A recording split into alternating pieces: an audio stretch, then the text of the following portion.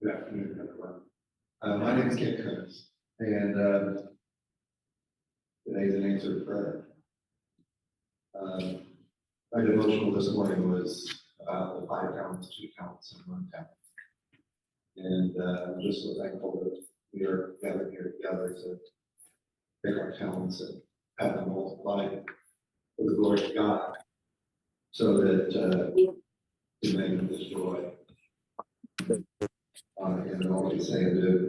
For those of you who don't know, NAMI, National Alliance on Mental Illness, is a grassroots mental health organization. Its mission is to improve the lives of those affected by mental illness. And we do that, and we're an all-volunteer group here at as well.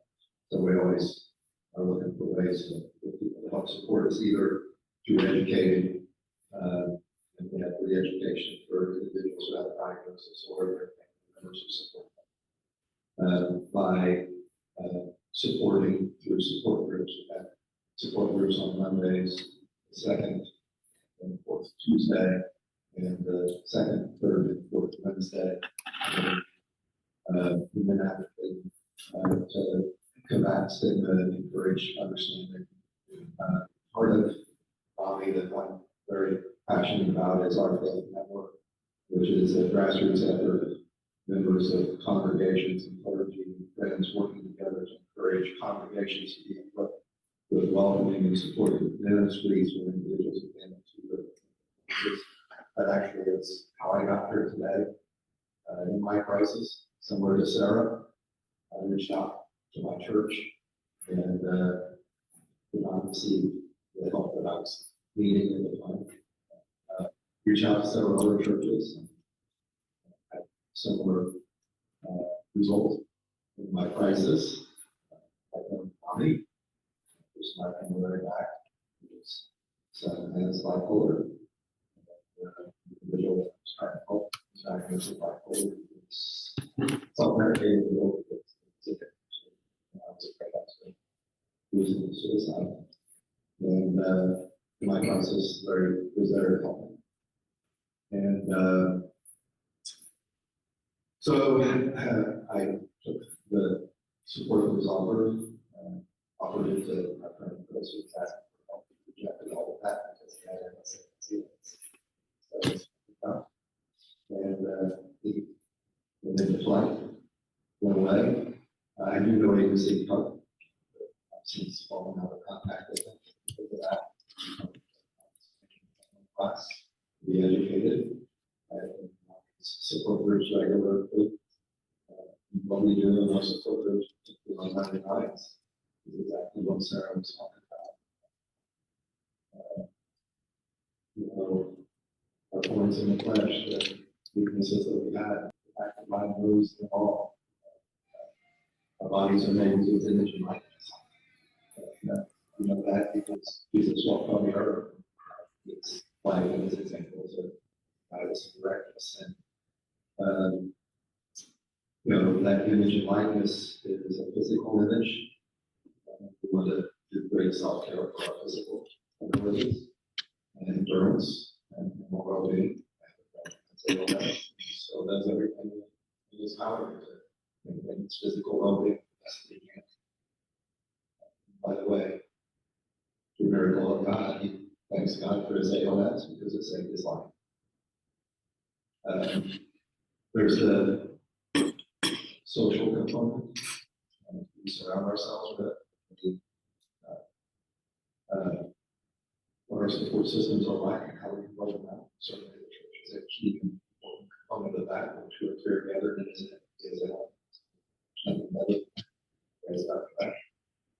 the emotional regulation of our lives, the things that we can be doing, including medical care and other support services, counseling, and other things we can do to help us with our emotional regulations, proper and loving, healthy boundaries, the spiritual component of the things that we help us to love God with all our heart, all our soul, all our mind, ourselves. So that's what brings me here today, and I want to see all the congregations in our community being well equipped to help individuals who have mental illnesses. As we all know, it's a medical condition that can disrupt a person's thinking, their mood, their ability to relate to others, and perform daily functions.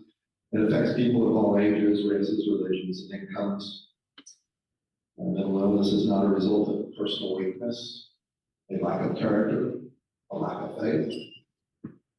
Treatment and support provide essential help and hope that people with a mental health concern and illness and their families need. And that's what NAMI is about, and that's what the NAMI Network is. The disturbingly broad impact of mental illness in our world affects all of our ministries. Whether it's our youth ministry, so many of the diagnoses occur by 50% by age 14, 75% by early 20s. So those ministries are so vitally important. Our prison ministries, such a large percentage of the people in our jails are people who have mental illnesses. And so it's critically important that all of our ministries, our marriage ministries, as Sarah was talking about, incorporate these things, our alt ministries, and all the other things that we do in our churches and our congregations. We have all kinds of great examples, including Sarah, of the hope that comes with good education, early identification and intervention and support are key to lifelong wellness and improved outcomes for people living with treatable, diagnosed illnesses and health conditions. Obviously, treatment is always going to be personal, involves a variety of approaches. But certainly, the love and support of a strong faith community is essential and should be. Feelings of loneliness, hopelessness, fear, rejection, spiritual isolation, and estrangement always test our faith. And certainly, as a community of faith, we're in a unique position to be a lifeline for many and be a source of hope and help. So, what I'd love to see is all of our congregations able to provide a place where people belong and experience hope, where they are informed about what mental illnesses are so that they can help and encourage others on their journey. See the person, not the illness, to prevent stigma. As a friend, take action to help and to love and to support, to pray for, to bring that casserole to help with the doctor's appointment, to surround people with love, care, and concern. Supporting faith communities, certainly check in on people. They provide meals and visits for both individuals and families to provide encouragement and help with basic needs. They assist in finding the needed help and being a reliable source for referrals, and that's where education is so important. And then have mental health specific ministries that offer special spiritual support and fellowship groups, and then create care teams who will connect to an ongoing relationship with an individual or family to help them with their individual mental health and needs. And that's where we always talk about the importance of building out your support systems. When we're in crisis, when we're in difficult circumstances, oftentimes those fracture and they fall apart. Sarah once again talked about the high percentage of marriages that end in divorce because of the issues around mental illness and how it's so important that we include that. And it is literally a perfect example of how we are to live out the commandment that Jesus gave us to love the Lord our God with all our heart, with all our soul, with all our mind. This is the first and greatest commandment, and the second is like it. Love your neighbor as yourself. That's my goal, that's my objective, that's my purpose, that's my calling. That's my desire today, and why I'm so thankful for our time together and see our time together today as an answered prayer. I welcome you all to come along on the journey. One I'm going to talk about real quick, and I have it at the table. It's a full-size poster that has our principles of support. They're marvelous. We need to read through them. How to respond in stages of emotional response, whether you're in crisis, whether you're learning to cope, whether you want to get into advocacy. But specifically, in this book is just chock full of great stuff as I look through it, read through it. We've got kind of a sample mission goals and objectives for what a mental health ministry would start out as and look like, that we formed, and then help pastors and church leaders and congregations to assess where they are. We have this assessment tool here that you can go through, and the way the assessment tool is set up, we can give you a middle ground, and that's important, right? You either agree or you disagree, or you either strongly agree or strongly disagree. But we stand in the middle, and we have to take action. And we can't do everything all at once, but there are certainly important things that we can do, and this helps us to get a good sense of where we are within our church, within our congregation, where we have needs, and then so we can be doing to improve. And once again, I stand here as a representative of the Non-Means Faith Network, willing to work with you on these assessments within your congregations, within your churches, within your parishes, to help you to do these assessments and come up with strategies and ideas that can help you to help your community and help those who have a diagnosis and those loved ones who are there to support them as well. So, once again, God bless you all. I'm so thankful. Any questions? Okay, great. Well, this is our panel conversation.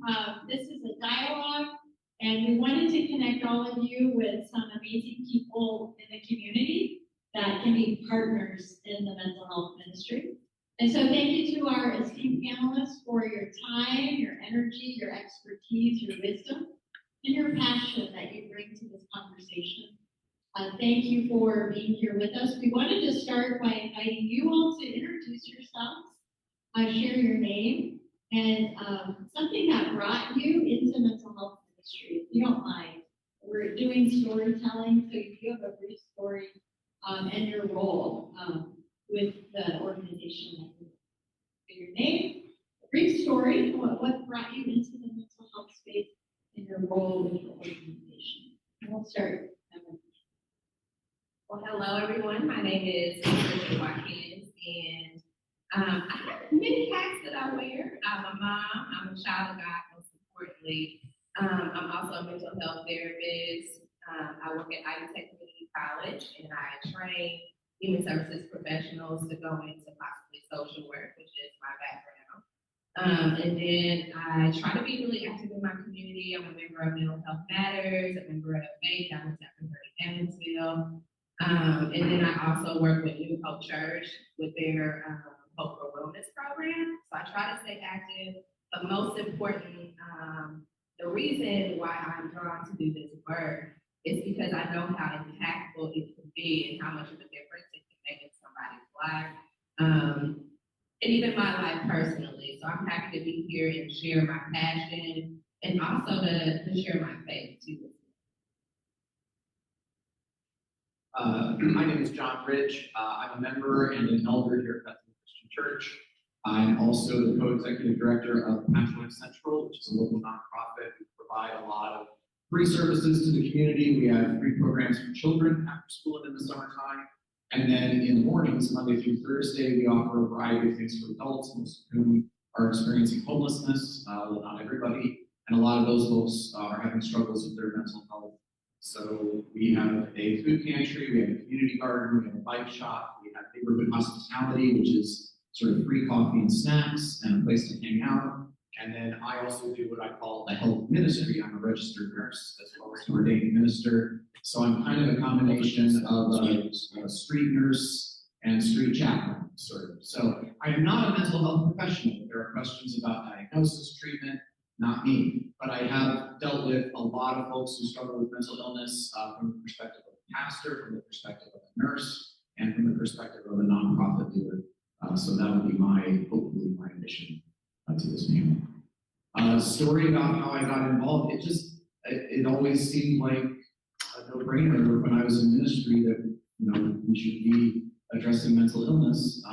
When I was my first congregation, when I very first became a minister, I was in northern Kentucky. I was serving this little congregation just across the river from Cincinnati, Ohio. And the county that my congregation was in just happened to be one county over from the county that had the highest suicide rate in the county jail in all of the state of Kentucky. And so I forget how it happened, but somehow Try holding the mic a little higher. If you hold it at the base, you're going to turn the remote off probably. Okay. Trying that. I don't know. It's not working suddenly. All right. If it starts backward. All right. Anyway, so I was, my congregation was one county over from the county with the jail with the highest suicide rate in the state of Kentucky. And somehow I learned about a volunteer program that went into the jails just to talk to inmates, just to have a person to talk to, and that was an evidence-based intervention that reduced suicide in the jail setting. And so I started volunteering with that organization and have volunteered with a lot of organizations that have addressed mental health and connected issues since then. So that's my one story. And every time he moved this way, he would touch that Good button afternoon, everyone. and change Joel the Richardson. channel. As Patricia and John said, lots of hats. Mom of 6, wife. I'm part of the Mental Health Matters group and the group that formed Mental Health Matters. I shared that with John as well that I'm not a mental health professional. I come to you also the community outreach specialist for the United Way, Southwestern Indiana. And I am leading a program called Amplify that I had to build from the ground to hear the voices of our community. And one of those voices speak loudly as those who need help in the mental health space. The reason I am here is, as I said before, not a professional, but from life experience. I'm originally from Chicago, Illinois, and the whole reason I'm here is because my parents were very good parents. They raised us in church, but my dad had kind of had a breakdown after his sister passed away, his favorite sister passed away, who I'm named after. And so he turned to drugs, heavier drugs, and then heroin. No one knew. They split up. We lived with mom. Mom had a mental breakdown. That turned into foster care. Our godparents at the time, they weren't married. They were just friends. So my godmother's fiance at the time had just become a pastor in Henderson, Kentucky. And he promised his pastor that he would come down and help him when he got older. So he moved to Henderson. He moved her to Henderson, and that means we had to move as well when they got us out of the system. So the whole reason I'm in this area doing the work of hearing marginalized communities and organizations is because of mental health.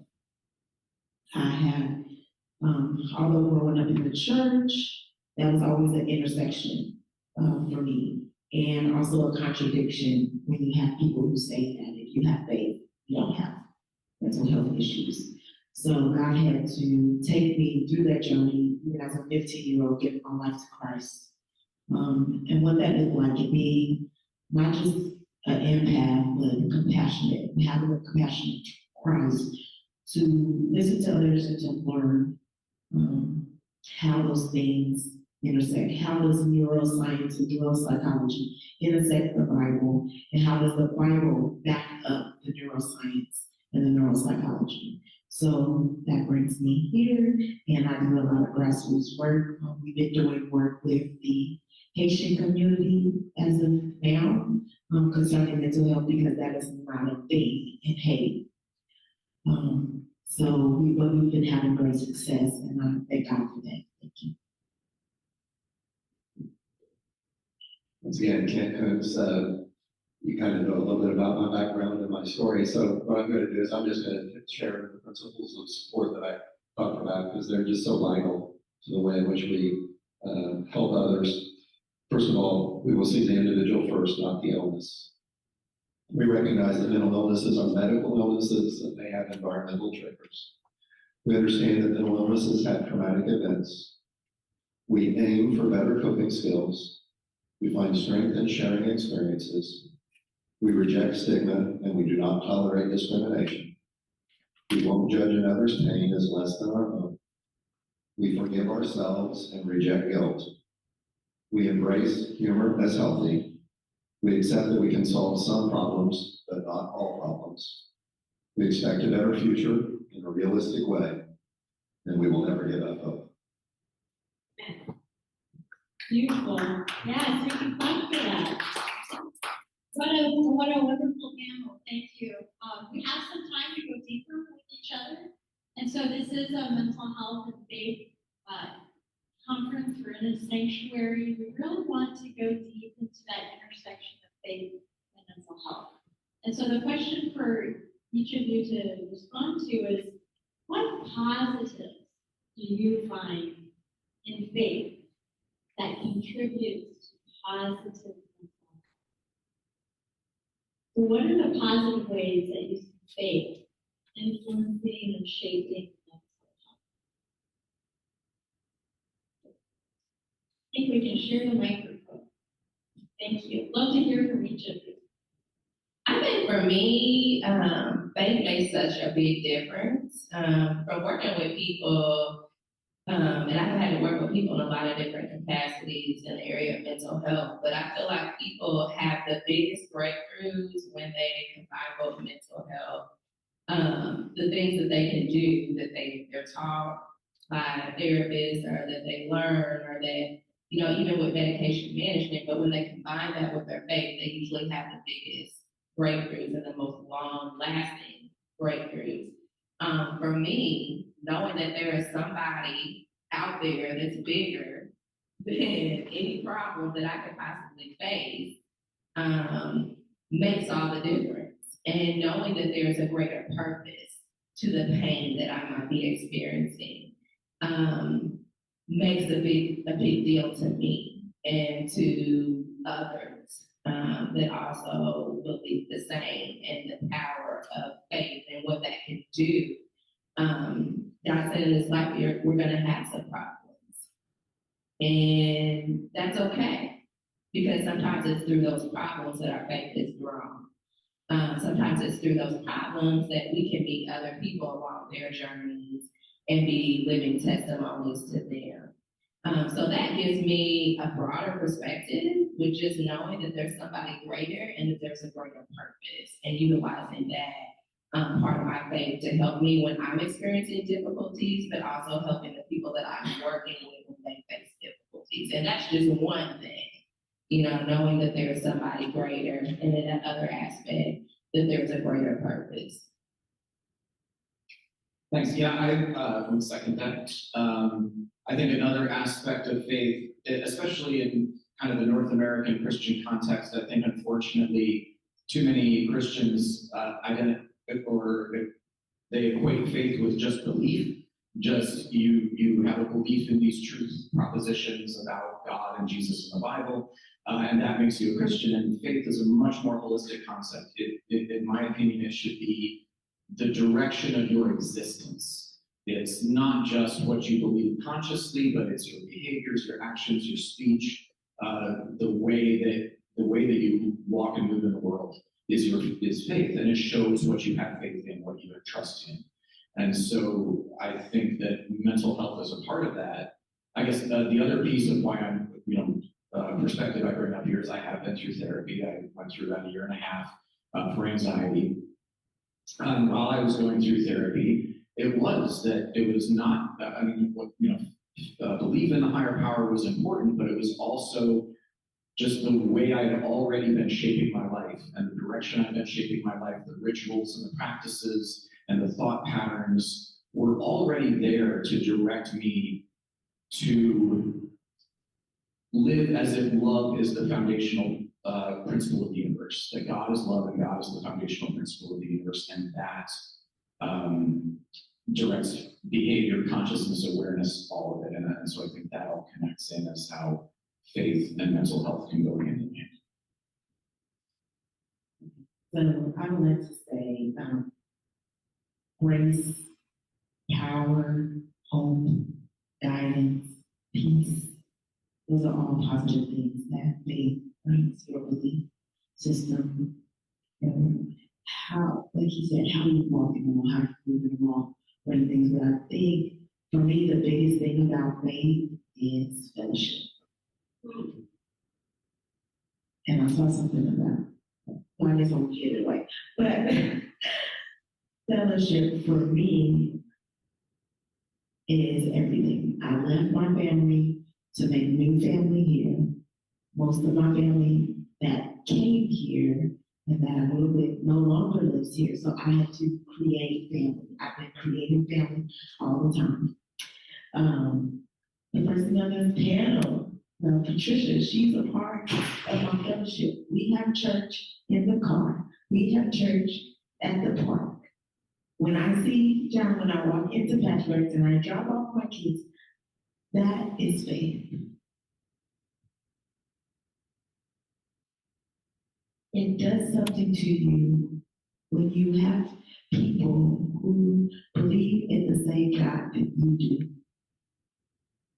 And you can connect with that. And I think that was the original purpose of the church, was to bring fellowship. Yes, we can serve God at our house.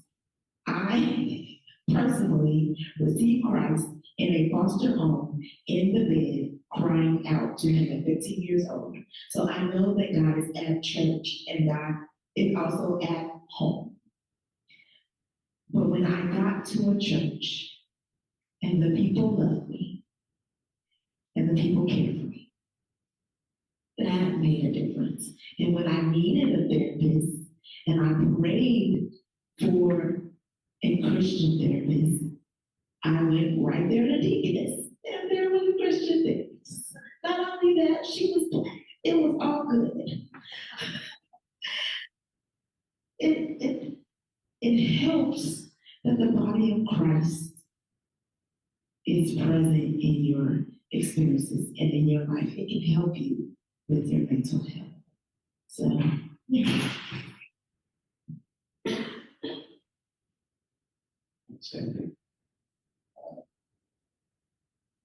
God, our creator, our savior, our comforter, wants to be in relationship with all of us. And we do that. Our faith is through coming together as community and family, the body of believers, as hands and feet, so that we can know his unconditional love. That we repeat that, know his unconditional love, even for the ugly, bad, horrible parts of our life, right? He wants all of that to be laid at the altar. He wants us to give all of that to him and not carry those burdens on our own. But he loves us unconditionally, and he saves us with his amazing grace. And certainly he wants relationship. He wants to know us all. Will come a time where we'll stand in front and we'll say, I know you or I don't. I want to be there saying, I know you. And others to know that same unconditional love and amazing saving grace that only he can provide. Amen. Lisa Miller wrote a book called The Awakened Brain, and some of you talked about neuroscience and spirituality. Dr. Lisa Miller is at Columbia University.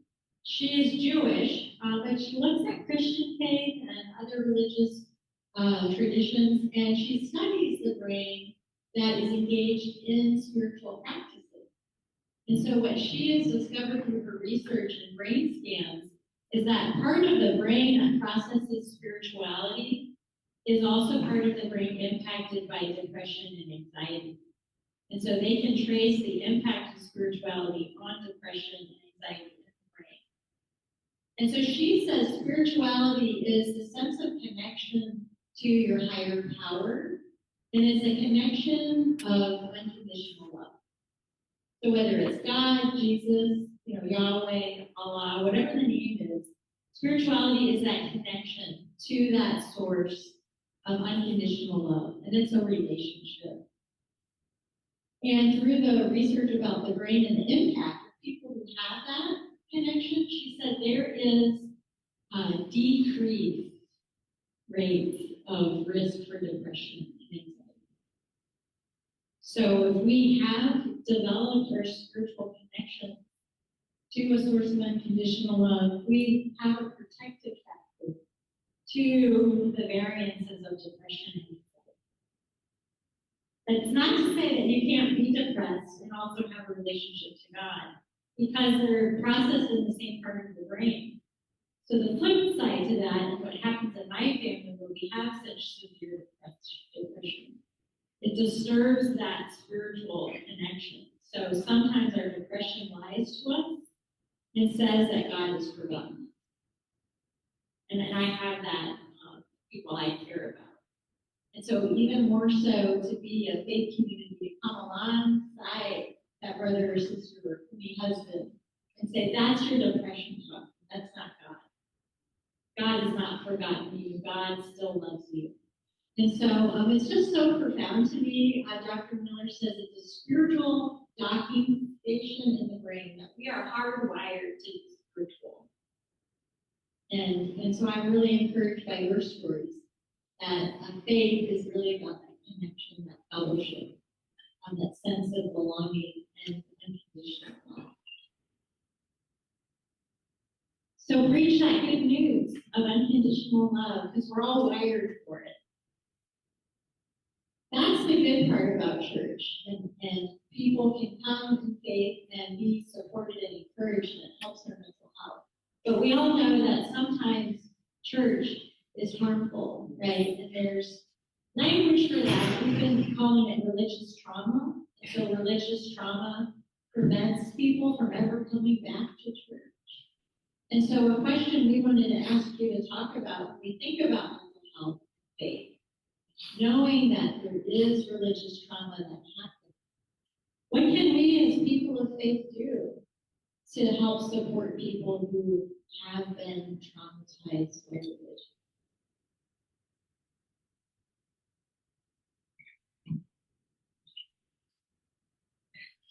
So I'll tell a story from my personal life. One of the main hobbies I love is playing Dungeons and Dragons. I love playing role-playing games. And I had a group that I played with every week, and this was back several years ago. And I was about to start a new job. I was going to be a part-time pastor of a church here in town, in addition to working part-time at Patchwork. And when I hadn't been in pastoral ministry for several years, new church, so, second part-time job, I was nervous. And so the people in my D&D group, I invited, I said, I know, none of them go to church regularly. A few of them had told me, I grew up Catholic, but they beat that out of me. And so you could tell there was religious trauma in the group. I didn't know how deep it went. So I said, no, I'm starting a new job. I understand you all don't go to church. But if you wouldn't mind, I'm having my installation service, and it would mean a lot if I had some friendly faces in the sanctuary. And, you never have to come again, but if you want to just come and kind of support me to be installed at this new congregation, I'd appreciate it. And that Sunday morning came, and I didn't see any of them in the sanctuary, and it was okay. I didn't feel bad about that or anything. But later, when we were at our game night, one of the guys said, "Hey, John, I'm really sorry I didn't come." And I said, "No, it's okay. I understand. It's fine. You don't have to walk into a church." He said, "No." He said, "I came." He said, "I drove into that parking lot." He said, "I physically couldn't get out of the car and walk into a church." It didn't matter that he grew up Catholic and this was a Protestant church. It didn't matter that his friend was getting installed. None of that trauma prevented him. And so I think we often don't understand how deeply that trauma goes and how physical that trauma is. There are simply things you physically cannot do if your trauma is triggered. And so what I found is that I've been realizing that I became the unofficial pastor to my D&D group. And they would say to me, "We don't go to church. We used to think that Christianity was a bunch of, bleepity bleep, but we know you now, and we know it's not all BS." And then 2 of them now have had me do their weddings. They've come to me when they've been in some kind of spiritual or emotional crisis. So I think what we need to do one of the things we can do as the church is just realize how much is out there and be that spiritual connection outside these walls, because there are people who physically are not capable of stepping foot inside a sanctuary. Where the tissue at? Oh my gosh. She found me some tissue. Okay. Get some help, be prepared, right here. Woo, okay. So, all right, y'all know y'all was gonna get cultural awareness lessons today. But in the Black church, we don't say religious trauma, we say church hurt, okay? Okay? And when you deal with church hurt, it's the same. It doesn't matter what race you are. It doesn't matter your ethnicity. It is a space of the people who are supposed to love me unconditionally, the people who are supposed to give me fellowship and encouragement, the people who are supposed to be the hospital have now become the abuser. Okay, or they corrected me when I didn't want to be corrected, because that's the thing too. Okay, so in either case, from personal experience and from hearing the experiences of others, you need to listen. We need to listen. Really hear with our hearts, not just our ears, not just our perceptions, not just our own experiences, and through those filters and those lenses, we really need to hear them. Do not shut them down, do not shut them out, no matter how crazy it sounds, because it's their hurt and it's their trauma and it's their reality. And that's the reality they are living in. So when we take the time to hear them out and come to them with the heart of God, then we know to ask God for wisdom on how to address this particular situation. This is what I've done. I'm not telling you anything that I haven't done. Sometimes the condition of the soil of the heart is hardened. And it may take time. Sometimes you're not planting seeds. I know we get that in our heads, well, I just keep planting seeds. Well, we know the truth is that sometimes you can't plant a seed in soil that won't open and won't receive. So what we do as believers, we continue to pray for them. We pray that God breaks up the fallow ground. We pray that God begins to heal them and open them up. And we keep loving them at Dungeons and Dragons. And we don't force them to walk into the church. I have a friend right now, she considers herself to be spiritual. She was abused by her youth pastor. I never invite her to church. We talk and we have church at restaurants and stores. I asked God to lead me how to talk to her. And I'll bring up Jesus all day, and she's like, I know. And now she doesn't even like say the universe or this or that. She's like, I know for you it's God.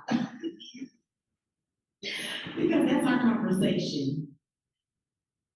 And so she respects me and I respect her. So listening, respecting, leaving space, and keep going. Don't get tired. Long suffering is long suffering. Keep going back.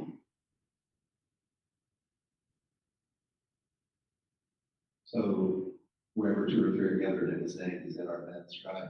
So it doesn't have to be during the sanctuary, it can be anywhere we gather together. And, it's important that we're out in our community, right? Ministering to all individuals so that they can get know this unconditional love and amazing saving grace, so, in my presentation, you heard me say that the boldness is not a lack of character or lack of faith. weakness, it's a diagnosis. And that's where education is so very important, right?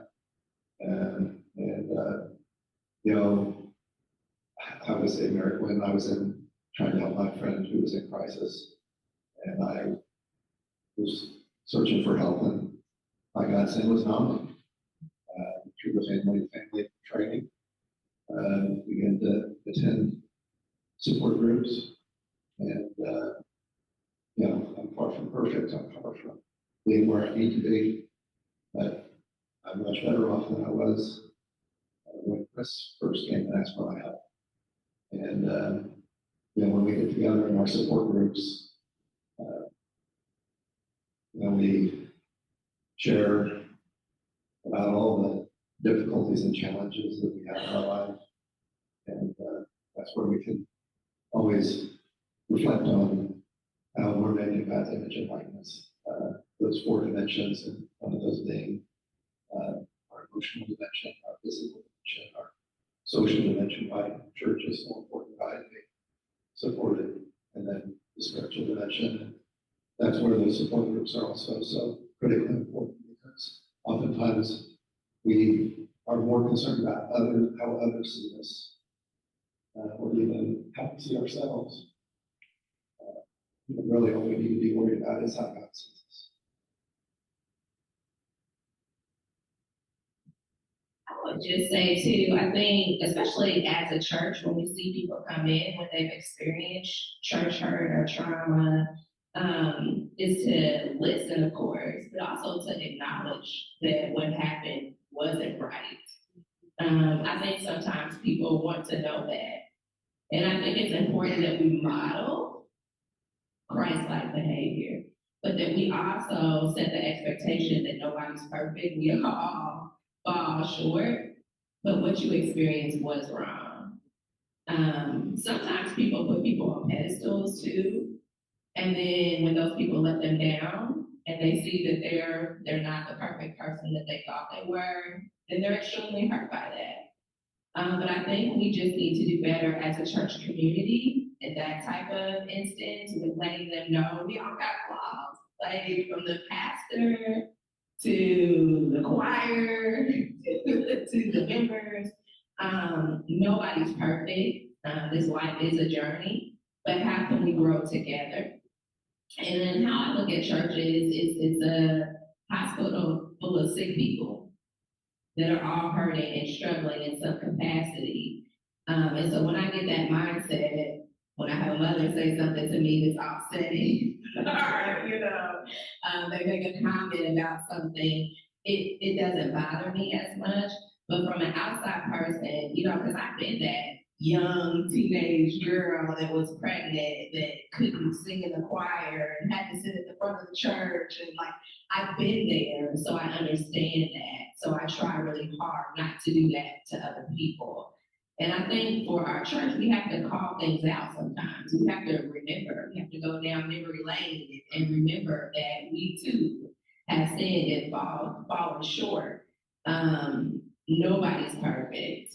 But what we can do is lovingly come alongside people and support them and share God's word in a loving way, but not to be judgmental and criticize people, but call it out when things are wrong. Like if somebody has done something to hurt somebody, maybe they shouldn't be in a role where they are overseeing people. You know, if there's a pastor, whether it's a deacon, whoever, you know, I think we have to be willing to call those things out too, and not just turn our backs to things that are happening, but acknowledging people, acknowledging the hurt that they have, and being willing to be a good example of what Christ's love looks like, and in all its imperfections too as well. So.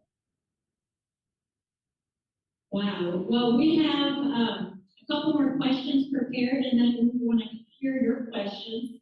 But I want to testify about church hurt. That pastors also experience church hurt. And I really appreciate this courage to hold each other accountable. My current congregation, we've been together 8 years. We've been on quite a journey together. But it's a church that has a long history of conflict, focused on the pastor. And so as we uncover our history, there's stories going back 30 years of these crisis points focused on the pastor. And so I had a moment where that was happening to me, and it really was up to the lay leaders to hold each other accountable for the behaviors that were patterns in the church. And it was very difficult for me to navigate because it was impacting my mental health. And so I realized that I had a role in holding people accountable as well. And so what I did was I called the church leader on a Saturday night, and I said, I'm calling in sick because what is going on is making me sick, and I'm not preaching tomorrow. I need to take a sick day. And that was the bravest thing I could have done, because their patterns of behaviors that they all got used to, I realized were not okay. It's not acceptable. And if that will continue to happen, then they need to know the consequences of their behaviors.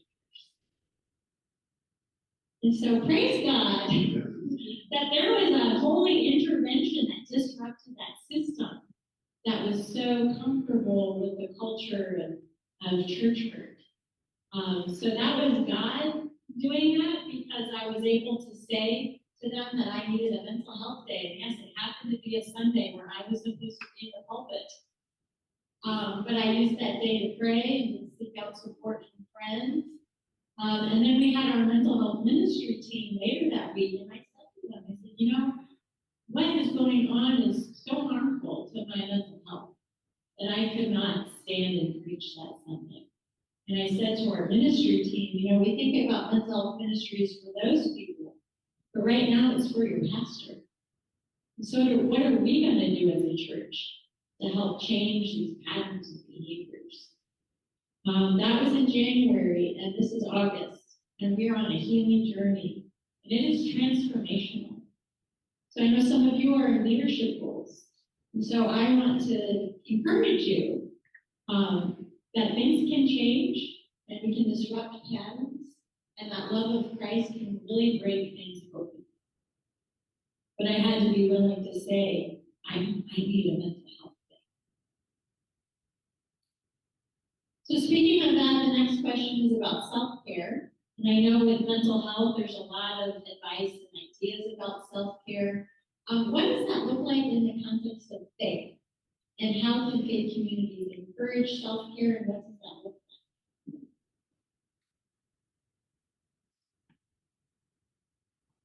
I think self-care is so important, because if not, it leads to ministry leaders quitting and walking away, and not only just walking away, but with a bad taste in their mouth. It leads to not only the ministry leaders walking away, but it leads to the congregation walking away. Because when we don't take care of ourselves, then that overflows onto everybody else too. And then that hurts the dynamic of entire communities too as well. And that actually perpetuates church hurt. Because then we're not doing what we're supposed to do, because we're acting out of my feelings, my anger, my frustration, my exhaustion, instead of God's leading. And so it's really important that we take time.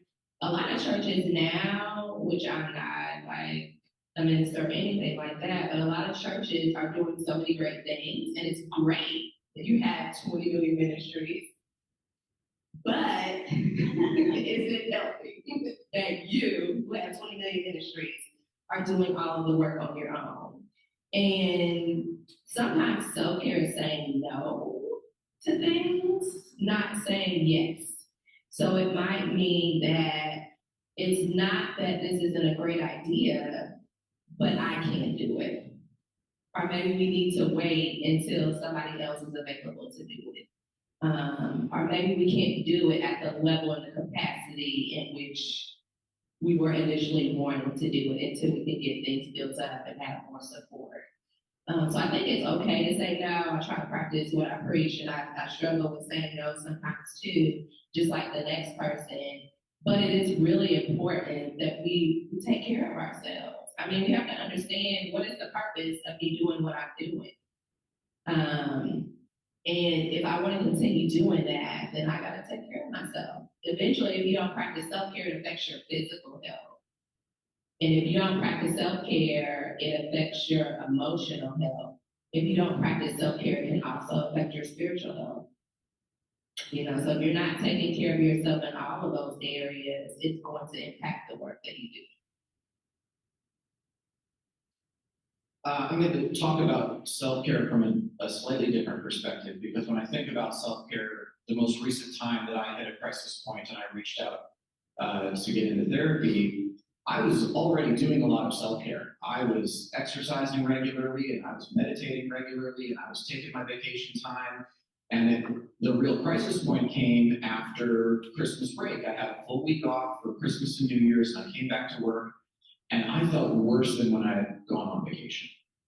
And I didn't even realize it until my wife said, "John, something's wrong. You are more irritable, you're more anxious, you're not well," especially for just having come off of vacation.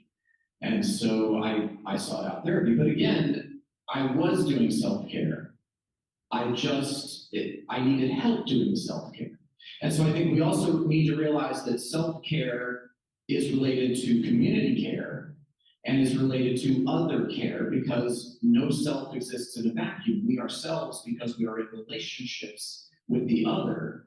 And so you are defined as a self by your relationship with the other. So for me, self-care meant I had to seek out an other, in this case, a therapist. But sometimes we need to seek out others in community, as you talked about. We need to be a community of support. And sometimes it needs to be systemic support. I've talked with a couple of therapists who said, you know, I can talk to my patients, I can teach them self-care, I can teach them, cognitive behavioral therapy, and we can do EMDR, and we can do all of these modalities. But for some patients, they just need a bigger paycheck.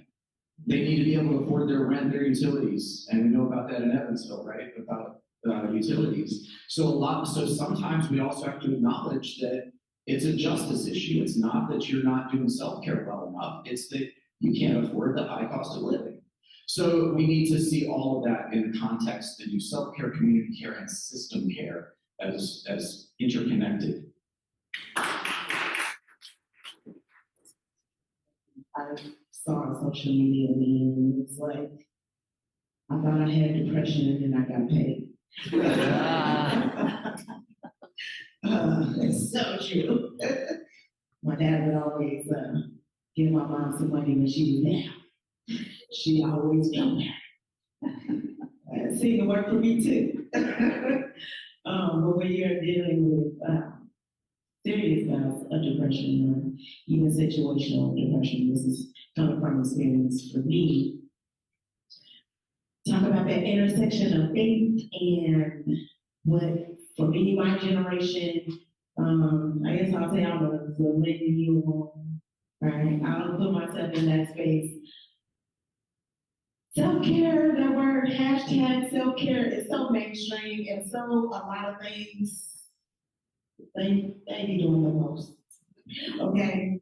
And it has really, I could not, the Gen X in me could not, I couldn't allow myself to see, and the pastor in me, couldn't allow myself to see that self-care meant to me, I'm cutting all y'all off. You got on my nerves today. You said something I didn't like today. You did this today. You did that today. I don't want to hear you. You're cut off. I'm setting boundaries.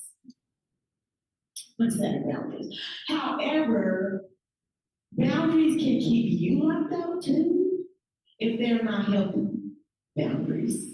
And self-care can become very selfish if you're not considering it in the ways that they just explained. So a lot of people in my generation and under, they see self-care a little bit different. It means I do what I want to do and it doesn't matter who it affects. So for me, I kind of, and my friends know, like, don't come to me with no self-care retreat, what's the content about? If it's just about getting our nails done and getting our hair done, and we're not talking about how we're going to relate with others after we're done going to the salon, then I don't want to be there. So I kind of use the words caring for myself versus self-care with my people. It is very important that we take care of ourselves. And like you were saying, health, exercising, everything, but also, I just gotta bring it back home to church. If you do not open your Bible,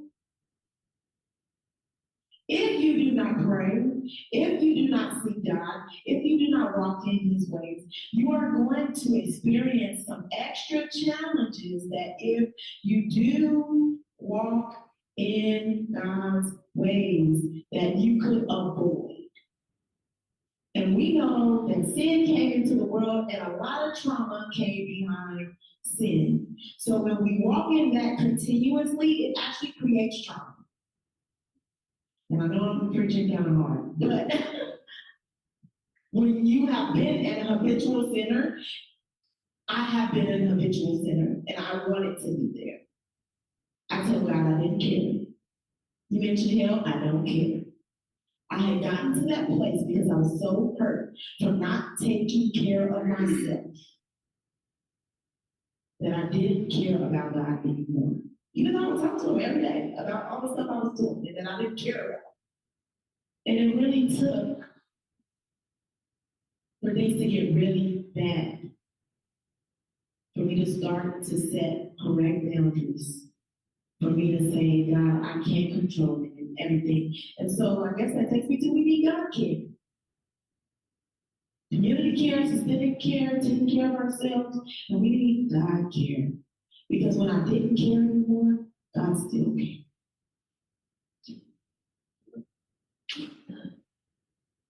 Yeah, in our support groups, again, we always kind of look at things and how we made God's image and likeness in those 4 dimensions, and always taking stock of where we are physically, spiritually, and socially.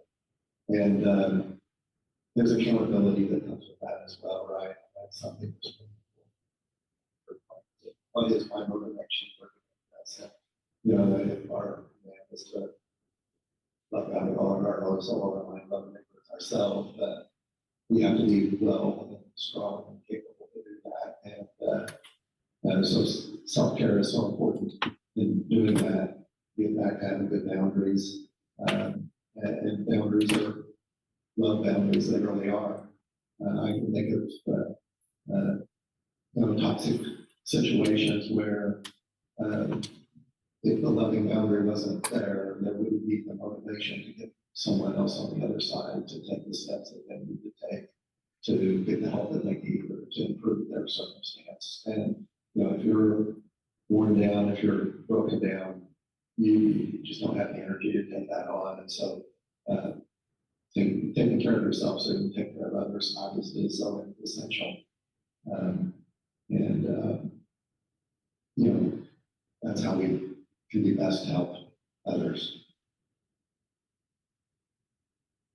Wanted to do a time check. How are you doing in your schedule? Oh, good, good. 23 minutes. It is 7 till. We have some time. 15 Yeah, okay. Yeah, we have another question prepared for the panel, and we're coming out to you all. So I'm just giving you a couple more minutes to think of your questions. We've talked a lot about caring for those in the church, how we can connect to people who are part of the church.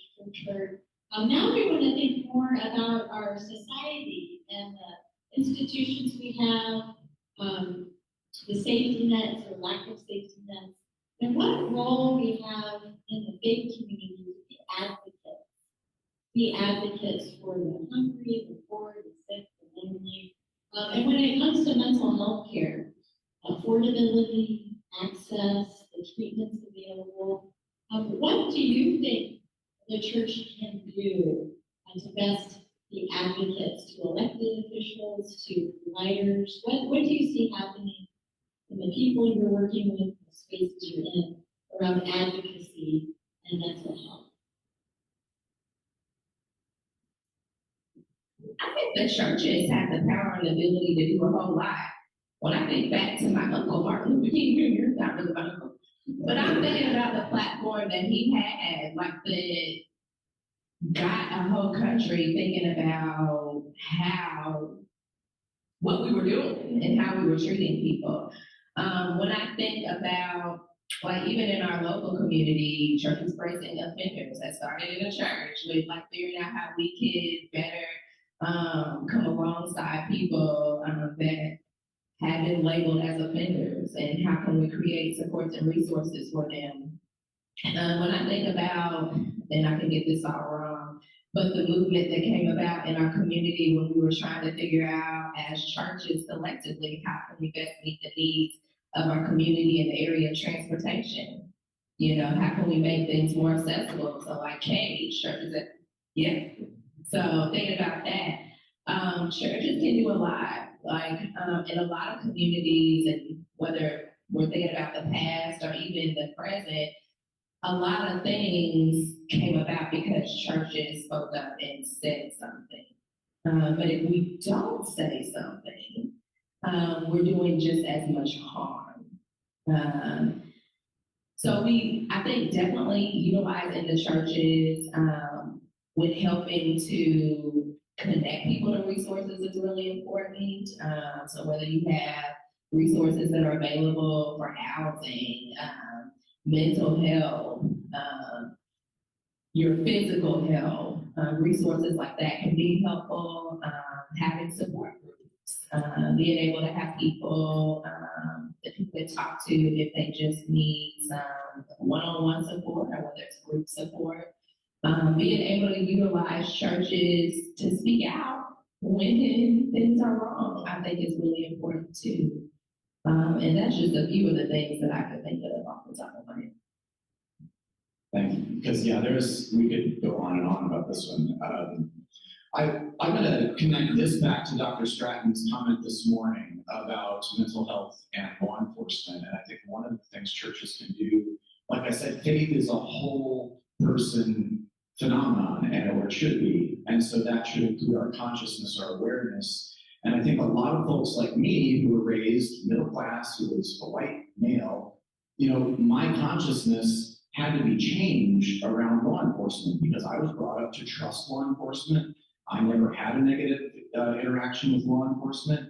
And when people started telling me, some people who act a certain way are not treated well by law enforcement. Some people with a certain skin color are not treated well by law enforcement. There was a part of me that didn't want to believe that because that wasn't my experience. It wasn't the experience of any of the people I knew immediately.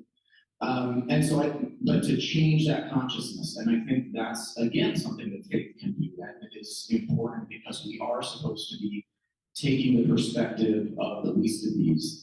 And so to connect it back to Dr. Stratton's comment about mental health and law enforcement, CIT, I think, is a really well-meaning program, but I'll be very honest, at least in our community, my first call, if there's a mental health crisis, is not CIT.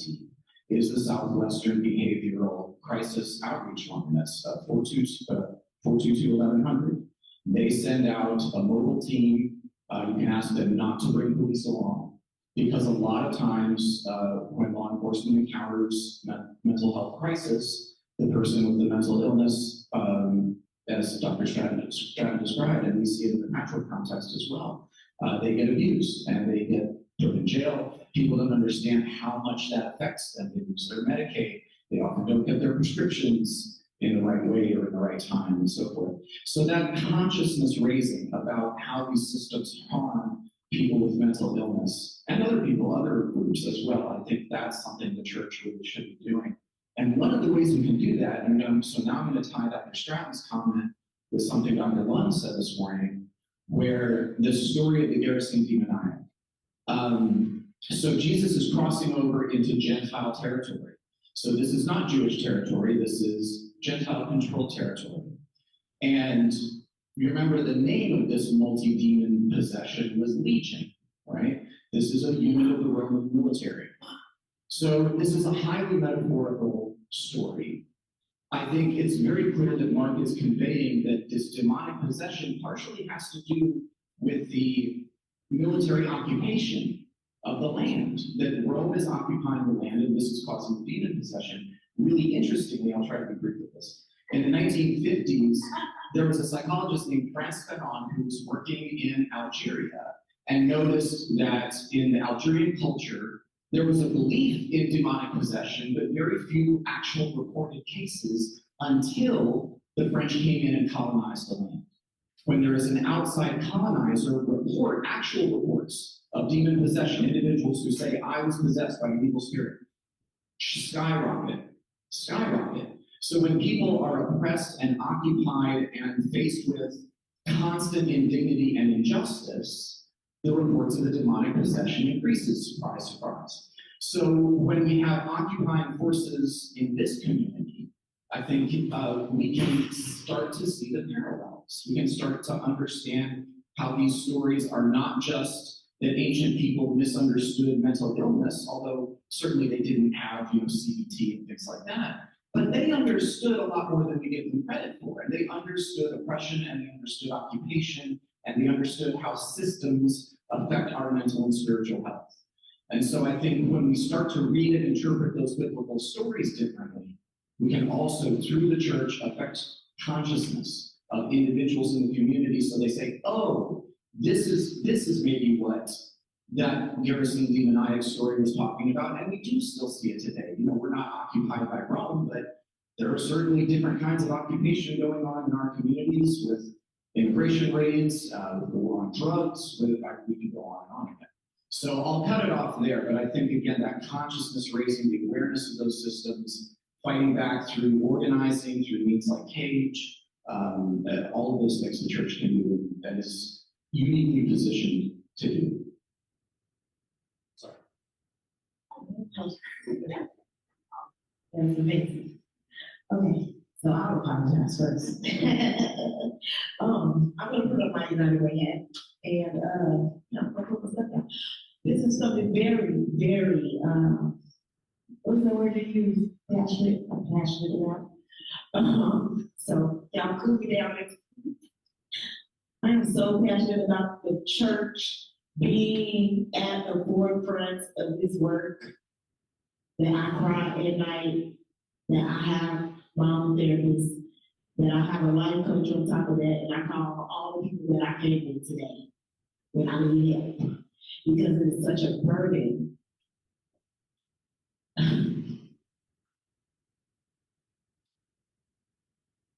Do I believe that the church should be the advocate? Yes, but I think the church should be the very foundation. I don't think that we should have to go to outside sources for mental support. I believe that we should get it right in-house. That our mental and spiritual health is literally the purpose of the church. This church, I think of the name, disciples, right? They shall know you. You'll be my disciples by the love that you have for one another. The love is not there the way that we need it to be. So now we have to advocate in spaces that we may not even agree with, because we have not stepped up. The church has not stepped up. It's stepping up. I think this is the best thing that could have happened. I'm just gonna come and listen. Y'all gave me the microphone. And I'm gonna be a part of another session that's coming up further along. Like, we're finally getting it. We're finally getting that we are the head of mental health. We are the leaders in this space. We serve God with our minds. No, they should be advocating for people to come to church. Not even the other way around, but since we don't follow the world, no one's perfect, like Trisha said, we gotta get on it. I just recently got an email that Fort Evansville is no longer And Fort Evansville was pushing for the church to be in more secular spaces and make a difference. They shut down, partially because they were looking for an executive director, and I don't know everything that happened with that, but also because maybe, just maybe, we're starting to get it. Or maybe, just maybe, they couldn't find somebody with that in their heart to take on. I don't know, but I know that as the Church of Jesus Christ, we have got to step up, and not just step up in a big way. Advocacy can be the person sitting next to you. When they come in the church doors, hey, how are you? Would you like to sit here? Not, this is my seat. Sorry, I told you I was patient. I think it's our job, I think it's our duty as the church to support. Mental health means the well-being, the emotional, physical, spiritual well-being of others. That's the whole role of the church. So we need more events like this. We just need more people being nice and willing to step outside of our individual circles. I would not have been able to find this place if I had not been the bookmobile person who came here for 5 years. And I will share this with you. When I walked in the doors, this is many years ago, things have changed. But a child asked me, why was I this color? And the teachers' faces turned deep red. And they did not know what I was going to say. And I said, oh, it's okay. God just let me in the other.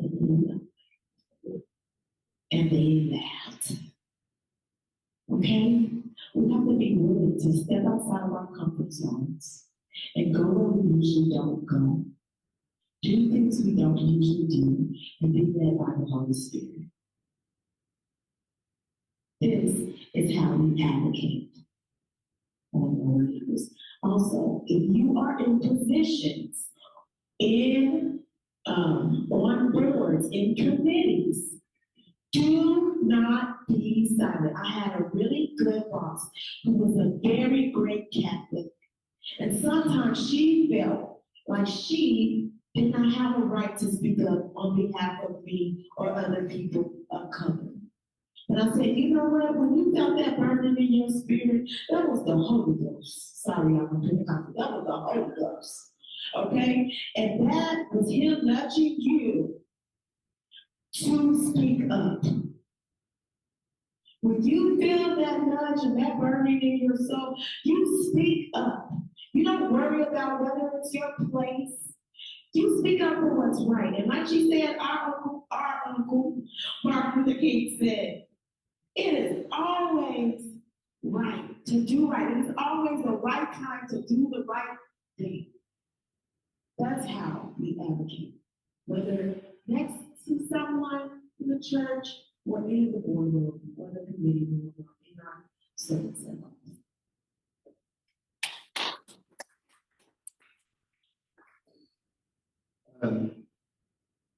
First of all, John, thank you for talking about the crisis line.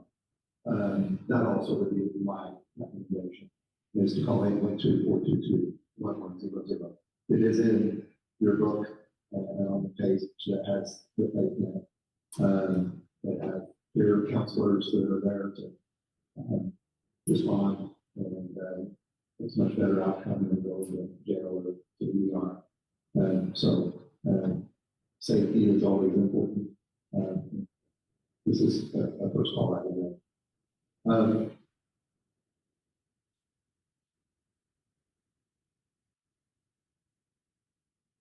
I want us to leave. When I look at the power of what could be if we reached across all the congregations here in Evansville, and we put that effort that we complemented each other and filled in on the gaps. I'm here saying I got open support group on Monday nights, an open support group on the second and fourth Tuesday, and a peer support group on the second, third, and fourth Wednesday of the month in Evansville. Why isn't there one every day of the week? Why isn't there one during the day and during the evening? Why aren't they all across the community? Why aren't they?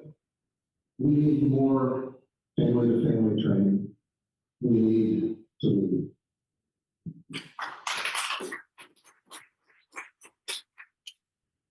Well, let's give a huge round of applause for our panelists. Passionate, yes, but prophets as well. And really speaking a word to all of us. Have we heard it? We have heard it. Thank you. We have time for some open questions. So That's what I have to ask you guys. We only have about 5 minutes left of this session for questions. And how many of you think we can do all your questions in 5 minutes? So this is me asking permission if we can go over a few minutes, maybe 10 more minutes over, and it would shift everything so we would end at 3:10 instead of 3 o'clock. Is that okay? We got a couple of thumbs up, a couple of hair eyeballs. Got 2 thumbs up in the back. Okay, you are not, no shame if you need to leave before then, but I encourage you to stay because I'm speaking last. I've got the mic here, I can take it to you guys, so just let me know which questions you have. If there are no questions, remember that? Yes. Anybody have a question?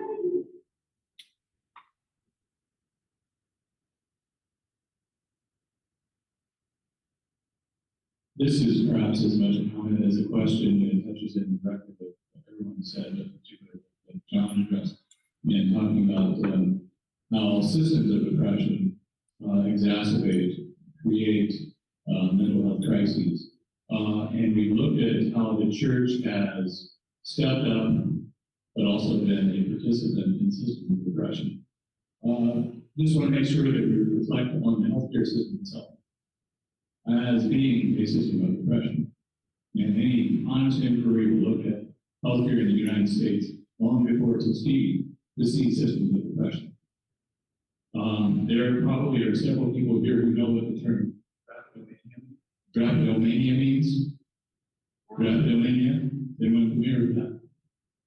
That is a supposed medical term that was invented in the 19th century by a physician. It was ascribed to any enslaved person who desired their freedom, because that had to be a psychological disorder. Drapetomania was invented to describe a term invented by the medical system to describe people who sought their freedom.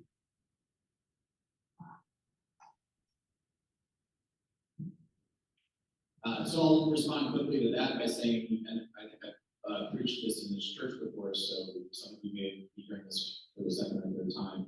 But part of my work at Patchwork as the health minister is I come in contact with people who are having a hard time staying in the healthcare system.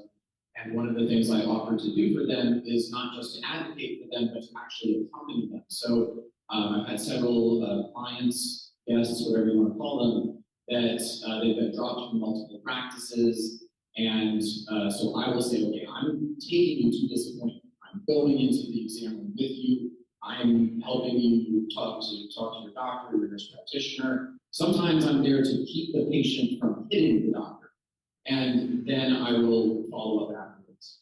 I have noticed a distinct pattern in medical spaces in this community. When I, as a middle-aged white man, walk in with a person of color, the medical staff talks to me. Even when I say, this is the patient, I'm not any kind of power of attorney, I'm not a decision maker for them, I'm just here to be their advocate, to help them follow up, etc. They still talk to me. I have talked, and I've told stories again from this pulpit.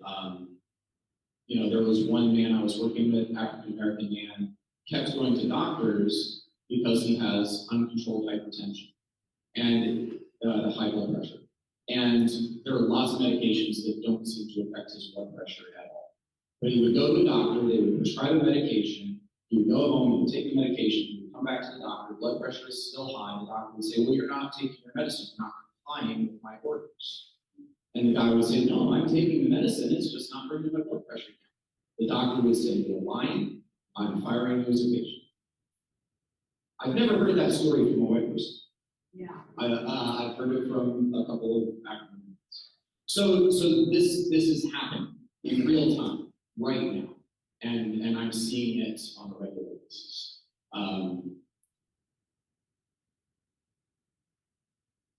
I think, and I look at, well, I'm both a member of the Black community and I'm a mental health therapist that was clinically trained.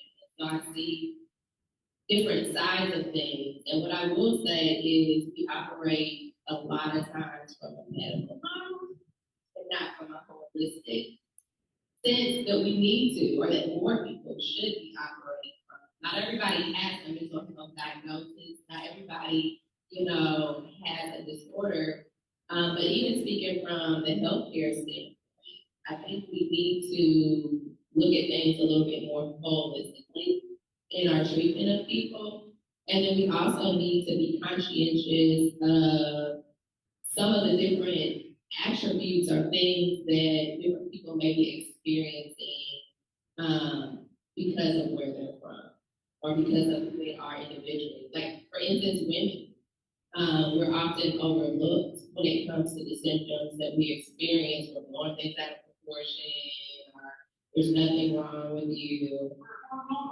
We're hormones, PMS, or whatever, when it's not. The same thing for African Americans or for the Black community or for minorities. Sometimes symptoms are overlooked. You're okay. There's actually a term called post-traumatic slavery disorder. And a lot of people don't talk about it, but people are still experiencing trauma and results from slavery, like, and slavery's been far removed from us. But they're still dealing with these things as a result of it, and I don't think people talk about it much. And that not only poses mental challenges, socially, financially, but also how you connect with other people, your sense of belonging. And to me, that's spirituality too, as well. And I think we don't think about that. And the physical challenges that can create, because stress creates physical changes in your body, it creates physical changes in your brain, but it can also create physical challenges too as well that sometimes we just overlook. So I think and I'm not the one to answer this, Dr. Stratton, but I think just being more aware as providers, whether you're a mental health provider, or whether you're a healthcare provider, or whether you're a pastor, just being aware of some of the symptoms that sometimes people face and how detrimental they can be, how they may be connected to both mental health, how they can be connected to trauma, how they can be connected to somebody's environment, or just the specifications of who they are as a person, whether they're a male, a female, someone younger, but just thinking about how all of those things can intertwine and affect somebody. And being willing to be patient and to listen and be understanding, even if those things don't affect you in the same way. John, first of all, thank you for being there to advocate for those individuals that needed help. I unfortunately have had similar experiences. That's why building out our support groups are so important, right? When we're healthy and well, just advocating for yourself to get good medical and health care is difficult enough. When someone has anosognosia or any kind of debilitating circumstance, to ask them to get to an appointment on time is unreasonable. It's not going to happen. You're setting up to fail. And so that's why it's really important to build out support groups so that we can surround people and help them with all their needs. My friend Chris, he got put in jail because he wasn't paying child support, which obviously helped him pay more child support. And also helped him with his bipolar disease and his addiction to opioids. But, he also had financial needs.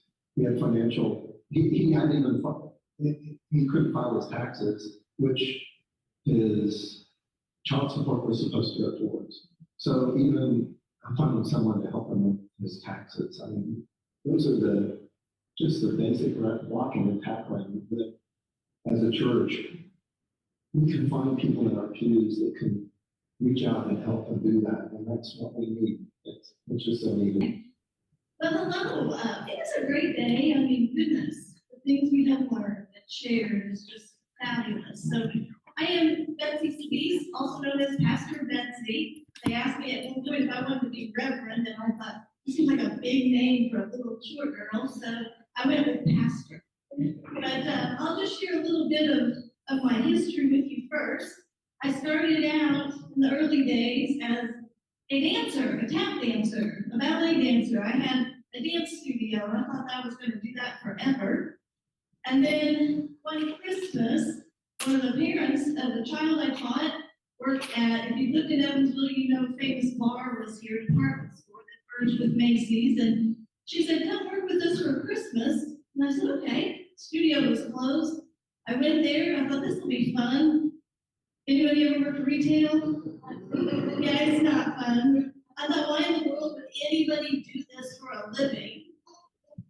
Well, I worked out my time because I didn't want to let her down. And about 2 weeks before I was done, the store manager said, I know you have your dance studio, but if you ever want to do something different, I'd love for you to come work for us full time.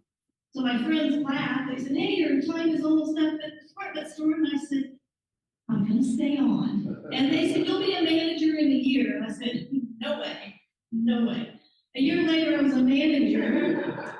And I stayed there. We merged with Macy's. I was the cosmetic manager, sold a lot of lipstick, managed 45 women at one time. Yeah, right? That was fun. It really was. It kind of was. But I was in a Bible study. This is like 20 years later, and the pastor said, after Bible study, come to my office. I'd never been called to the pastor's office. I thought, that can't be good. So I go to her office, and she said, I think you have a call to ministry and you don't know it. I said, what does that even mean? And she said, I think you should be a minister. I got in my car, and I thought, well, that can't be right. So I fought with God for a long time. If you're fighting with God on anything, just give up, right? Because God should win. And so I finally gave up. And in my 50s, I went back to get my undergrad because remember, I was a tap dancer and you don't need any of that stuff. You just got to be able to move your feet. And so I did my undergrad. I went to seminary. I'm almost done. And then I'm going to get ordained. And in the meantime of that, I had a church call me, and that was Wadesville. I've been there 3 years, and who knew? Because I didn't think you did that till you got out of school. I'm learning that's not always the case. But along with that, I wanted to do a separate ministry that is a little more motivational in nature. And I get to teach, you know, in the church, but I wanted to kind of do some motivation. Somebody said, well, you can't do speaking engagements unless you have a book. Well, I do have a book. You're inspired. So I call this my I don't have a book yet tour. I don't have a book. But I appreciate Pastor Michelle and Bethany Church inviting me to speak here today. And right before she called me about this, I had a situation that happened. And I said, I know exactly what I'm going to talk about. So many, many years ago, I was in high school in the 80s. For a lot of us, that seems like 20 years ago, right? It was a little more than that. But I was in high school, and in my school in the 80s, you either dressed like Madonna or you eyes on thing, right? Now you're looking at my bracelet, you're probably thinking she was a Madonna girl. I was both. I went back and forth. I couldn't make up my mind. However, there was this girl that came to school, and she was scary. She had on black leather and chains, and her makeup was really dark. And we all thought she was going to stab us at any minute. We were terrified of her. Nobody talked to her. We had almost every class the same for 4 years of high school. Her last name was one letter off of mine. And in the 80s in high school, the teachers sat you alphabetically. So we'd even go in the first class and we'd all sit, my little, preppy friends, and we'd be over here. Scary girl would come in. Teacher would say, we're going to do a seating chart, and I'd have to move next to her in every class. Well, I started talking to her because I was taught from my parents that you're nice to everybody. As a matter of fact, I remember telling my mom and dad about this situation, and they said, my dad said, just be nice to her. So I was. I would talk with her. We started laughing together. My other friends were giving me the eye like, what are you doing? This can't be safe. And I actually learned to like her. She was lovely.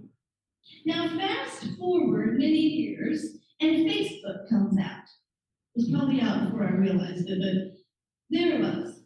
And all of a sudden, one day, I get a friend request from this girl. And she doesn't look anything like she did before. She was baking pies. She was setting a beautiful table for her and her husband. I thought, who is this woman? So I thought, okay, I'm going to friend her. So I did. Fast forward to about a year ago. We found ourselves at a funeral for a high school friend. And all of a sudden, someone comes up screaming, Betsy! And I turned around, and it's her. And she hugged me, and she said, what have you been up to? And I said, well, I'm going to school to be a minister, and I actually am pastoring a church now. And she was so interested in my career and my life. We had a lovely conversation. Fast forward to right before Pastor Michelle called me about this event. I got a phone call from this girl. And she asked me if I could help her plan a funeral for someone, a friend of hers that was very special to her. She said, I don't even know where to begin. She said, but before we do that, I just have something I wanted to say to you. She said, I am not surprised at all that you are in ministry. She said, it fits you. You were so nice to me in school when others were not. She said, you talked to me when others ran away. That was almost 40 years ago. And that stuck with her. The way people treated her, good and bad. And I'm telling you this story because we never know what another person is facing. We never know what they're going through. Her tough demeanor, her persona that she put out there was not who she truly was inside as a person. I don't know what her home life was like. I don't know who influenced her. As a matter of fact, I don't think we knew anything about her, really, all the way through high school. And that's so sad to me. But if we don't look past the things that we don't understand, we never know what kind of damage we're causing. We can't look into those things. If we don't take time and understand what we don't understand, we don't know what kind of damage we can be causing in another person. Because if you would have told me in high school, hey, when you get to be in your 50s, you're going to be helping this girl with a funeral, I would have never believed you. Ecclesiastes 1:9 says, what has been is what will be, and what has been done is what will be done. And there is nothing new under the sun. The recurring patterns of life repeat themselves over and over again. And they're going to repeat until we have the courage to step in and break that cycle. God gives us the ability to change things. In fact, I believe that God wants us to change these patterns. That's why God teaches us to love others, to love our neighbors, because we all need love, even the ones who may frighten us. A few years ago, I was the administrative assistant at a church, and I went to work one day. The custodian came in and he said, "Did you know there was a homeless man sleeping at the front door of the church?" And I said, "No, I didn't." So he said, "Come here." Well, the front of it was all glass, and so I walked up there with him and I looked through the glass and he said, "What should we do?" And I said, "Well, let's let him sleep." We had kids in the building, so we couldn't just open the doors, unfortunately, to anyone. There was rules established. I said, "Let's just let him sleep." He said, "I think I'll take him some water and some snacks." I said, "That's a great idea." So he did. I went back to work in the office and I just kept thinking about him. And a couple times I walked up and looked and he was still sleeping. And I left work and I went home and he was just staying on my mind. And someone called me, they said, "There's a homeless man sleeping at the front doors of the church." And I said, "I know." And they said, "What should we do?" And I said, "Let him sleep." They said, "Okay." A little bit later, I left to go to a meeting and I drove past the church. He was still there. I went on to my meeting and that same person called and they said, "He's still at the front doors of the church and I don't think he's moved. Do you think he's okay?" I said, "I don't know, but I'm going to leave the meeting and go check." And they said, "Don't go by yourself. It could be dangerous." I said, "I'll be fine.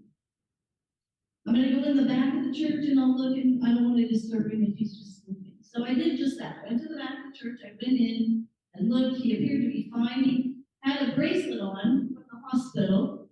He had told the custodian he had just been released. He had a problem with his eye and he just wanted to rest. So he was still resting. So I called the person back and I said, "He's fine." And she said, "Well, I think we should call the police." I said, "We're not calling the police." "For what? Sleeping? Because that's not a crime."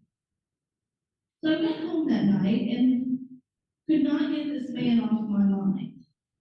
Because I thought, if I were in the hospital and I had an eye infection or I had anything, when I got out of the hospital, I would come home to my bed and my pillows and blankets.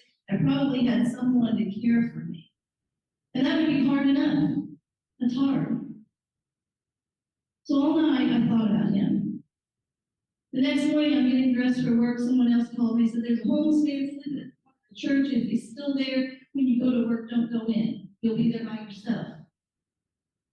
Instead of going to work. And I drove around. Well, let me back up a minute. That morning, that very morning, I'm in my prayer time before I go. And I've been struggling with some things of my own, and I was talking to God about them, and I kept hearing in my soul, God saying to me, "I hear you, Betsy. I hear you, Betsy." I heard it so much, I kind of thought I was bugging God. But we don't bug God. But I kept hearing that. "I hear you, Betsy." So I leave for work. As I'm getting closer to the church, I see that he's still there. There's a McDonald's around the corner. So I went to McDonald's and I got breakfast for us. And I came in the back. Now this church has a side door as well. It goes to the same place. And so I came through the side doors and he started to get up. And I said, "Don't get up. You're fine." I introduced myself. I said, "I saw you were still here this morning. I'm hungry. I'm always hungry." And I said, "I thought maybe you might be too." I said, "Can I have breakfast with you?" So we sat down and we shared breakfast. He told me all about himself. I told him about me. He said, "It feels very safe here." And I said, "It is. It is." I said, "You're welcome to stay here. Just rest. If anyone comes and tries to tell you to move, you tell them you're a friend of mine, and I gave you permission to be here." So we talked a little bit. I went back inside. I said, "I got to get to work." He stayed there. He laid back down. And a couple times throughout the day, I kept going up there to look at him, to just check on him, to see if he was okay. But I have to tell you, it felt so peaceful that day. Now, it's never been scary there, but it just felt extra peaceful. And then it dawned on me me that we have a whole bunch of pillows at that church. So I got a pillow. I thought at least I could do is give the man a pillow to sleep on. And when I went through that side door, I opened that door. He did not turn around. His back was to me, but he said these words, "I hear you, Betsy." Just like I heard in my prayer. And he said it again, "I hear you, Betsy." I stopped in my tracks. I didn't even know what to do. So I went over to him, I took him the pillow, I said, "I remembered we had these, I thought this might make you a little more comfortable. You're welcome to keep it if you want to. We have tons of them." And I went back into work. Checked on him a few times, things were good. A little bit later in the day's almost over, and I went up front to look out the window, and he was gone. So I opened the door, and everything was gone. Now, he only had with him what we had given him, the water, the McDonald's, the coffee cup, and the pillow. Reminded me of the passage where Jesus sends out the disciples and tells them to take nothing with them, no extra shoes or baggage or coins in your pockets. That's how he came to the door. And everything was gone except the pillow. And he had propped it up on the welcome mat against the door of the church. He asked for nothing. There was nothing he asked for. Now, this man told me that his name was Burke. And I never saw Burke again. But about a year or so ago, I heard where a homeless man named Burke was killed in Evansville. I don't know if it was him, but I strongly feel like it is. And clearly the one who took Burke's life also was struggling with their own mental health problems as well. Because that pattern of mental health was not being dealt with. No one was stepping in to break the cycle. And you might be thinking, well, I don't have the ability to break the cycle. I'm not a mental health professional. I don't know how to help a homeless person or anybody with their mental health. And I understand that because I'm not a mental health professional either. But to break that cycle, you don't have to be a professional. You don't have to have special training. Raise your hand if you consider yourself a child of God. Raise your hand if you consider yourself to be a kind, good, caring person. And you all gave up your Saturday to be here, so you should all have your hand raised. I think you did. If you raised your hand, you have the training that you need to break the cycle. To help the good stuff that God gives us come around, and to keep the bad stuff away, the hateful stuff, the fear of other people, the fear of people who aren't exactly like you. You are trained. You're trained to bring kindness and love to someone else, and those little steps will start breaking that cycle. Have you heard of the quote? I have to read it so I get it right. To the world, you may be one person, but to one person, you may be the world. Dr. Seuss said that. Other people have tried to take credit, but I'm just going to say it's Dr. Seuss. We don't like Dr. Seuss. Well, that's what we're called to do, to make a difference, to be the heart of God to one another. That's what Burke did for me. I went out there to try and be that for him, and maybe I was that day. But Burke was definitely the heart of God for me. He asked for nothing, but he changed my world. He changed my ministry that day.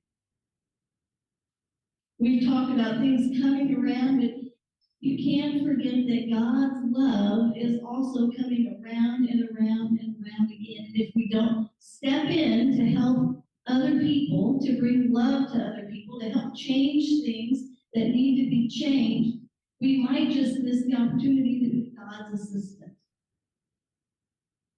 You might miss the chance to break the cycle for someone else, the cycle of ignoring mental health opportunities. And that might just keep God's love from coming into someone's life. And it definitely keeps it from coming into the world. Because we all truly need each other. It's how we're created. It's how God wants us to be. If not, we would not be sitting here together. Thank you. I watched the panelists, I'm like, oh, I can talk about that, and oh, I can talk about that, I can tell that story, oh, and this, and I realized, you would be here all day and night. So, we're not gonna do that. I am going to briefly tell you why you're here today. When I came here, one of the things that attracted me to this congregation and helped me to accept the call here is the congregation was going through a discernment process and finalizing its identity as an open and affirming congregation. That spoke volumes to me about the people in this community. I thought about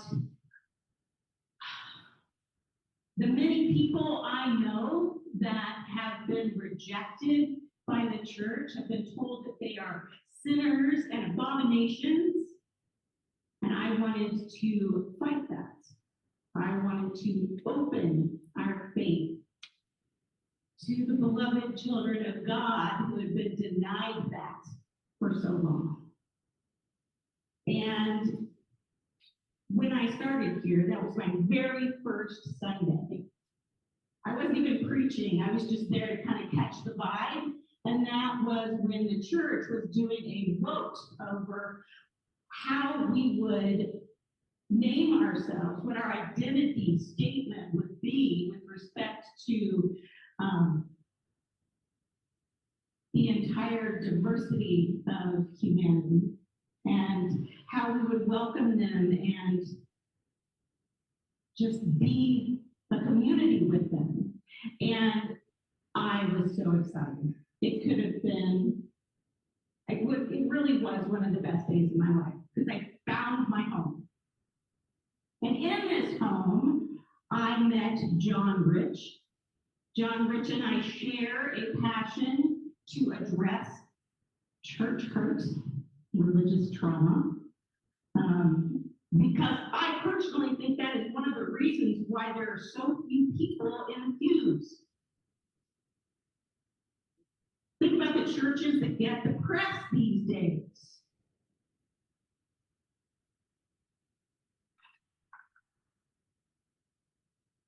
I'm not going to fill in that blank, but I think you know what I'm talking about. When people think Christian, they aren't thinking about an open and affirming congregation.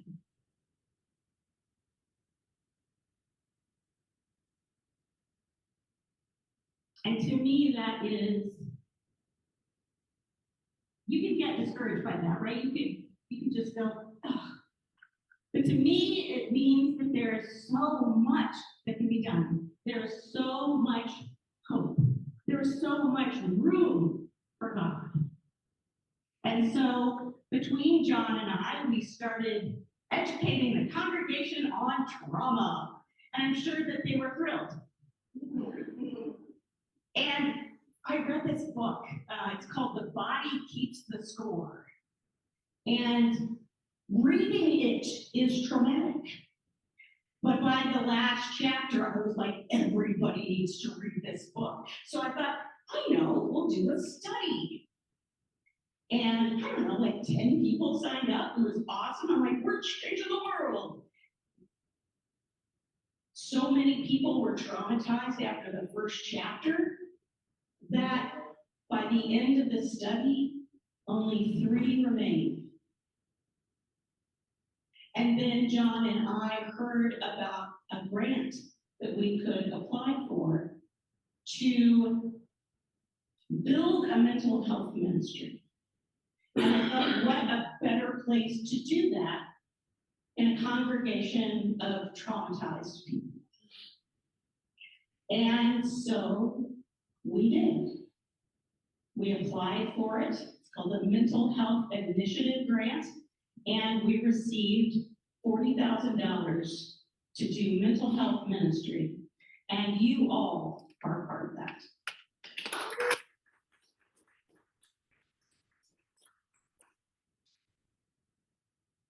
When I read scripture and I see these miracles that Jesus worked to heal people, in the past I've been like, gosh, I wish we could do that now.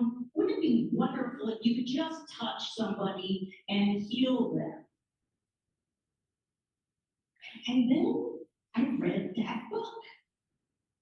And there are literally ways you can behave, things you can do, sometimes very simple things that can literally heal a person's mind. To me, that is a miracle. One, that God created us to heal, and two, that God uses us to heal. We are Christians. We are Christ-like. This is our calling. Thank you. So like Michelle, I heard lots of things that I could just keep going on and on about. But you are the ministers of this ministry. And so for my closing, I'm not going to say a lot. I'm going to close this in prayer. But a lot of this prayer is going to be silent time. And I'm going to invite you simply to close your eyes, take some deep breaths, center yourself. And I just want you to see what pops up, what moments from today seem to be tugging at your soul, seem to be calling your name, as Betsy said. What are some ways that you can reach out and help heal someone with a simple touch or a simple action? So I'm going to invite us into a prayer time. I'm going to open. As I said, there will be some time for silence, and please meditate on this. And then I'll close with a brief word of prayer. Let us go to God in the spirit of prayer. Oh God, we thank you for feeding us the daily bread of body and of mind and of soul. We thank you for nourishing us and saving us, for you created us. God, we now come to you as individuals and as a community, as a gathering of your, not just your children, but your ministers, your servants. And God, we ask you to lift into our hearts and minds and souls the words, the moments, the images from today that you want us to carry out into the world.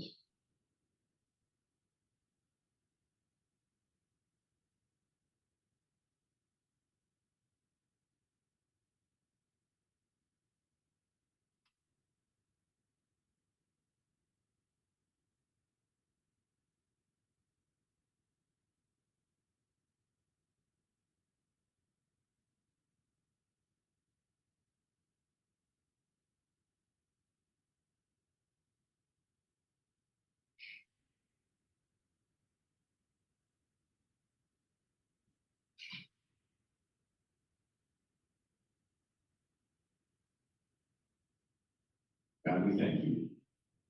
We thank you for connecting to us, connecting us to each other, so that we may be healers and healed for each other. We thank you for the words or images or memories that you have put in our hearts and minds to inspire our actions. We thank you for blessing this day and everything in it. All of this we pray in your holy name and through your Son, Jesus Christ. Amen. Amen.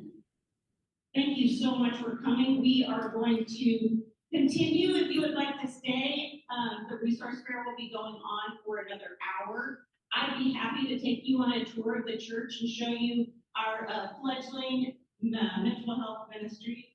Some of you have been asking about the rings, and I didn't really talk about that, but my daughter gave me a ring for my birthday. It was like one of those fidget rings where you kind of hit with your thumb, it was spinning around, and it was awesome. I spun that so much, I'm not even sure where that piece went. It's not on the ring anymore. But, and then I went to Pride, and I got this wire wrapped ring, and then I talked to my husband about getting me like a wire wrapped thing. Anyway, so I found out that the mental health care thing for me is making stuff. And one of our mental health ministries is the Art Journeys Ministry. So Thursday nights at 6 o'clock, anyone can come to our basement wellness space and make stuff. We're building by the community. The ring I have on right now is one that I made, and I do this all the time. I'm not even thinking about it. And one of the people who goes to church here, he says, I noticed you do that. It's like you're in the zone. And I said, it's what's keeping me in the zone.